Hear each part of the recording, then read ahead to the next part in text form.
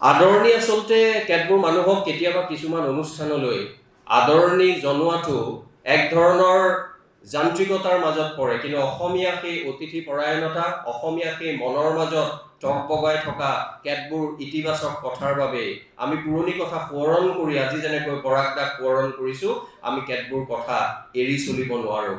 আৰু সেইবাবে ইয়াত উপস্থিত হোৱা এইখন সমাজৰ, অসমৰ নতুন প্ৰজন্মই হওক আৰু যিসকল প্ৰজ্ঞাবান অভিজ্ঞ লোক, যিসকল সাংবাদিক দেখিছোঁ, যিসকল বন্ধু বান্ধৱী, মোৰ এজন বন্ধু কুৱেইটৰ পৰা আহিছে, অহাকালি তেওঁ কুৱেইটলৈ যাব, বৰদা তালুকদাৰ, বিখ্যাত সাংবাদিক মৃণাল তালুকদাৰ আছে, আৰু অন্যান্য নিত্য বৰা ককাইদেউ আছে, আৰু বহু লোক ইয়াত আছে। মই সকলোৰে নাম এতিয়া ল'ব বিচৰা নাই। আপোনালোকক কৰজোৰে মই আজিৰ সভালৈ আদৰণি জনাইছোঁ, আৰু আদৰণি জনাই মই আজি ডক্টৰ নাৰায়ণ শৰ্মাই মূল ভাষণটো দিয়াৰ আগতে থিয়েটাৰৰ আগৰ কেতিয়াবা নৃত্য নাটিকাও মানুহে গুৰুত্বপূৰ্ণ বুলি কয়।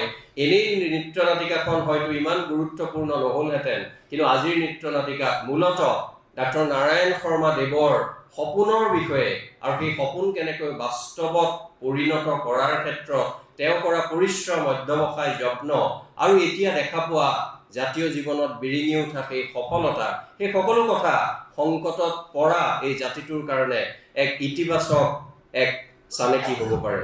আৰু সেইবাবেই ডক্টৰ নাৰায়ণ শৰ্মাৰ কথা তৃতীয় পৰাগ কুমাৰ দাস বক্তৃতাৰ বাবে নিৰ্বাচন কৰাৰ সময়ত আমাৰ সকলোৱে ইয়াৰ লগত জড়িত থকা খুব আনন্দ প্ৰকাশ কৰিছিলে, আৰু কাৰো মনত দ্বিধা নাছিলে যে এনে এজন মানুহ যাৰ চিনাকি কেৱল পৰাগ দাৰ লগত এসময়ত থকা ঘনিষ্ঠতাই নহয়, এসময়ত থকা মনৰ মিলেই নহয়, এই যে কিছুমান কথা মাইকত কোৱা আৰু লিখাৰ বাহিৰেও কাম এটা কৰি তোলাৰ যিটো এক প্ৰবল দৃঢ়তা বা মানসিকতা, এই দুয়োটা কথাই আমি পৰাগ কুমাৰ দাসৰ সেই খন্তেকীয়া জীৱনটোত আৰু নাৰায়ণ শৰ্মাদেৱৰ বিশেষকৈ 1993-94 চনৰ পিছত অসম জাতীয় বিদ্যালয় স্থাপন কৰি তেওঁ কি ধৰণেৰে এটা নিদৰ্শন সমগ্ৰ অসমৰ মানুহৰ আগত দাঙি ধৰিলে যে মাতৃভাষাৰ মাধ্যমৰ জৰিয়তে আমি এনে কেতবোৰ ছাত্ৰ ছাত্ৰী নিৰ্মাণ কৰিব পাৰোঁ, সৃষ্টি কৰিব পাৰোঁ, যি কোনো ক্ষেত্ৰতেই হীনমন্যতাৰ দ্বাৰা আক্ৰান্ত নহয়,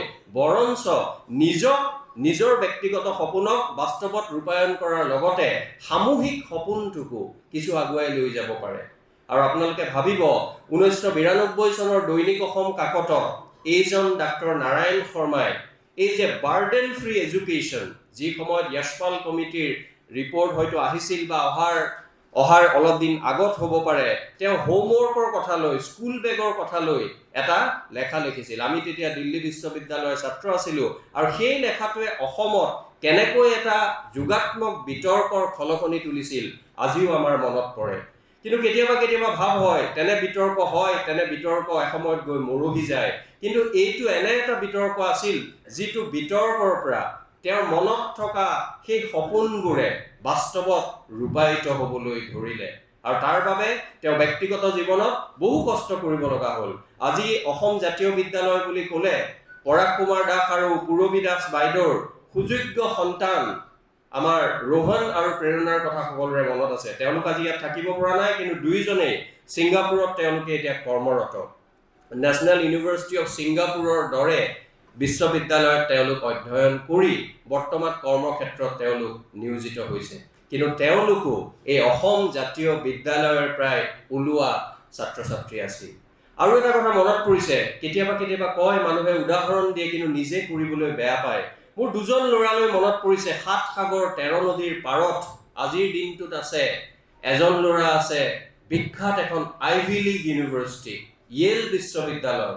য়েল ইউনিভাৰ্চিটি বুলি ক'লে বহু মানুহ যি বাহিৰত বা আমেৰিকাত পঢ়াৰ সপোন থাকে তেওঁলোক ৰোমাঞ্চিত হয়, শিহৰিত হয়। তন্ময় শৰ্মা নামৰ ডাক্তৰ নাৰায়ণ শৰ্মাৰ ল'ৰাজন, আৰু তাতকৈও গুৰুত্বপূৰ্ণ অসম জাতীয় বিদ্যালয়ৰ প্ৰাক্তন ছাত্ৰ তন্ময় শৰ্মাই আজি এনভাইৰনমেণ্টেল এন্থ্ৰপলজিত য়েল বিশ্ববিদ্যালয়ত সম্পূৰ্ণ বৃত্তি স্কলাৰশ্বিপ লৈ আজি অধ্যয়ন কৰি আছে। তাৰমানে দেউতাকৰ সেই ব্যক্তিগত সপোন সামূহিক সপোনত মিলন ঘটোৱাৰ ক্ষেত্ৰত বৰপুত্ৰই যেনেকৈ অৰিহণা যোগাইছে, তেওঁৰ সৰু পুত্ৰ অয়ন, তেওঁ আছে ভাৰ্জিনিয়া ষ্টেট ইউনিভাৰ্চিটি, মানে আমেৰিকাৰ ষ্টেট বিশ্ববিদ্যালয়সমূহৰ ভিতৰত নাম থকা মানসম্পন্ন এখন বিশ্ববিদ্যালয়, সেই ভাৰ্জিনিয়া ষ্টেট ইউনিভাৰ্চিটিত ইতিহাস বিভাগক লৈ, ইতিহাসৰ এটা বিষয়ক লৈ আজি গৱেষণা কৰি আছে ডাক্তৰ নাৰায়ণ শৰ্মাৰ কনিষ্ঠ পুত্ৰ। তেওঁ অসম জাতীয় বিদ্যালয়ৰ প্ৰাক্তন ছাত্ৰ, যেনেকৈ ৰোহন আৰু প্ৰেৰণা, পৰাগ দাস আৰু পূৰবী বড়ো ল'ৰা ছোৱালী দুটাও অসম জাতীয় বিদ্যালয়ৰ আছিল প্ৰাক্তন ছাত্ৰ আৰু ছাত্ৰী। আৰু এই এনে প্ৰাক্তন ছাত্ৰ ছাত্ৰী বৰ্তমানৰ 2200 ল'ৰা ছোৱালীৰে আৰু বহু অভিভাৱকৰ মনত অসম জাতীয় বিদ্যালয়ৰ প্ৰতি যিটো সদ্ভাৱ আৰু কাৰোবাৰ মনৰ যিটো দুখ যে আমি পঢ়ুৱাব নোৱাৰিলোঁ, সেই গোটেইখিনি কথাৰ এক বিশেষ পৰ্যায়লৈকে গুৰুত্ব আজি দত্ত চৌধুৰী ডাঙৰীয়া আছে, শান্তিকাম হাজৰিকা ডাঙৰীয়া আছে, তেখেতো ইমান দিন জড়িত এই শিক্ষাৰ কেন্দ্ৰটোৰ লগত।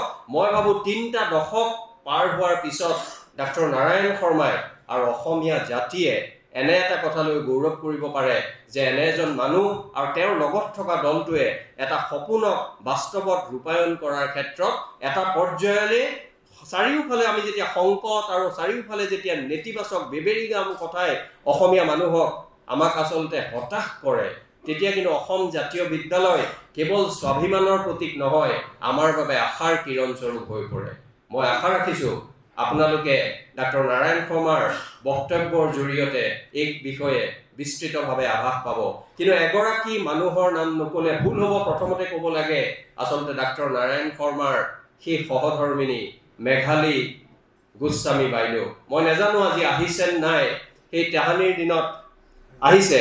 গতিকে কেতিয়াবা মই এইকাৰণে কৈছোঁ, অসমীয়া মাধ্যমত পঢ়োৱাৰ সময়ত মানুহৰ কেতিয়াবা পতি পত্নীৰ মাজতো কেতিয়াবা অলপ মনৰ ভাৱ নিমিলে। কোনোবাই কয় ডন বস্কো, কোনোবাই কয় ছেইণ্ট মেৰিজ, কোনোবাই কয় জাতীয় বিদ্যালয়। কিন্তু আপোনালোকৰ সেই মিল আৰু সেই মিলৰ পিছত আজি অয়ন আৰু আজি তন্ময়ে যিটো কৰি দেখুৱাইছে, সেইটো সকলোৰে বাবে গৌৰৱৰ কথা বুলি মই ভাবোঁ। সৰু দুটা কথা কৈ বাকীখিনি কথা মই নাৰায়ণ শৰ্মালৈ 2 মিনিটত।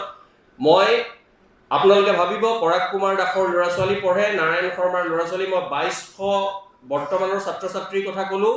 অসমত বৰ্তমান 1900তকৈ অধিক বিদ্যালয় আছে যি সংযুক্ত হৈ আছে, যিটো আমি এফিলিয়েটেড বুলি কওঁ এই অসম জাতীয় বিদ্যালয়ৰ লগত। তাৰ বাহিৰে আৰু 1000খন স্কুল আছে যি আনুষ্ঠানিকভাৱে সংযুক্ত নহ'লেও অনানুষ্ঠানিকভাৱে তেওঁলোকৰ যিটো পাঠ্যক্ৰম সেই বিষয়ত তেওঁলোকে একেধৰণেৰে চিন্তা কৰে। মই ভাবোঁ এইটো জাতিটোৰ বাবে 3টা দশকত কৰি ওলোৱা কম এটা গৌৰৱৰ কথা নহয়। কাৰণ নতুন প্ৰজন্মক আমাৰ অসমখনক চিনি পোৱাৰ লগতে বহিৰ্বিশ্বই বৰ্তমান সময়ত যিটো কথা আমাৰ পৰা দাবী কৰে, সেইবোৰ সময়ত কেৱল আন্দোলন, কেৱল বিপ্লৱ, কেৱল উৎসৱক লৈ এচাম মানুহ যেতিয়া অনবৰতে উদ্ৰাৱল হৈ থাকে, তেতিয়া মই ভাবোঁ এটা সুস্থ বিকল্প আমাক দাঙি ধৰিছে অসম জাতীয় বিদ্যালয়।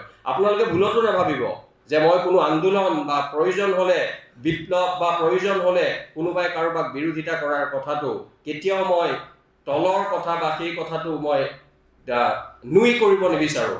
আপোনালোকে হয়তো দেখিছে আমিও তাৰ লগত জড়িত। কিন্তু একাংশ মানুহৰ কেৱল আন্দোলন, কেৱল বিপ্লৱ, কেৱল উৎসৱ, কেৱল চান্দাৰ লগত জড়িত হৈ গোটেই জাতিটোৰ প্ৰতি আমাৰ যিটো ঠুনুকা মেৰুদণ্ডৰ পৰিচয় দিয়ে, দিনত কিবা ৰাতি কিবা, সেইবোৰ কথা মই ক'ব নালাগে। প্ৰতিদিনৰ বাতৰি কাকতত আপোনালোকে তাৰ আভাস পায়। নিৰ্বাচনৰ আগত তেনে আভাস হয়তো আপোনালোকে বহু পাব। মই কেৱল সৰু দুটা উদাহৰণৰ জৰিয়তে অসম জাতীয় বিদ্যালয়ে কি কৰিব পাৰিছে মই ক'ব বিচাৰোঁ। তাছমিনা য়াসমিন গুৱাহাটী মেডিকেল কলেজৰ তেখেত এগৰাকী চিকিৎসক। তেখেত ছেইণ্ট মেৰিজ স্কুলৰ পৰা পাছ কৰি নিজে ওলাই তাৰপিছত গুৱাহাটী মেডিকেল, আছাম মেডিকেলত পঢ়ি তেখেত চিকিৎসক হ'ল। তেওঁ যেতিয়া বিবাহ পাশত আবদ্ধ হ'ল, তেওঁৰ যেতিয়া ল'ৰা জন্ম হ'ল, তেওঁ তেওঁৰ স্বামীক ক'লে যে মোৰ ল'ৰাটো মই অসম জাতীয় বিদ্যালয়ত পঢ়াম আৰু পঢ়ালে আৰু বৰ্তমানেও অধ্যয়নৰত। সেইগৰাকী মানুহ আমাৰ সকলোৰে পৰিচিত হাইদৰ হুছেইনৰ বোৱাৰীয়েক আৰু ৰাছেল হুছেইনৰ পৰিবাৰ। মই কথাটো কৈছোঁ যে ছেইণ্ট মেৰিজত পঢ়া মানুহৰ ল'ৰা ছোৱালীকো অসম জাতীয় বিদ্যালয়ে আকৰ্ষণ কৰিব পাৰিছে, এইটো মই ডাঙৰ কথা বুলি ভাবোঁ। দ্বিতীয়তে, আজি মই এতিয়া আহিছে নাই নাজানো, শেষৰটো কথা মোৰ কটন বিশ্ববিদ্যালয়ৰ ইতিহাস বিভাগৰ মুৰব্বী অধ্যাপক ডক্টৰ অকুণ্ঠিতা বৰঠাকুৰৰ লগত মোৰ আজি কথা হৈছিল। তেওঁৰ ল'ৰাটো বৰ্তমান ডন বস্কোত পঢ়ে। তেওঁ কৈছিল যে মোৰ ল'ৰাই অসম জাতীয় বিদ্যালয়ৰ লটাৰীত ছিট নাপালে, কিন্তু মই সদায় শুনো, মনত অলপ হ'লেও দুখ আছে যে মোৰ ল'ৰাটো নপঢ়িলে, আৰু মই নিশ্চিতভাৱে যাম আজিৰ এই ভাষণটো শুনিবলৈ। মই নাজানো ডাক্তৰ অকুণ্ঠিতা বৰঠাকুৰ আহিছেনে নাই, কিন্তু আপোনালোক সকলোৱে অতি উৎকণ্ঠাৰে সৈতে ৰৈ আছে যে ময়ূৰ বৰাই আদৰণি আৰু বক্তাৰ চিনাকি কেতিয়া শেষ কৰিব আৰু ডাক্তৰ নাৰায়ণ শৰ্মা কেতিয়া ইয়ালৈ আহিব।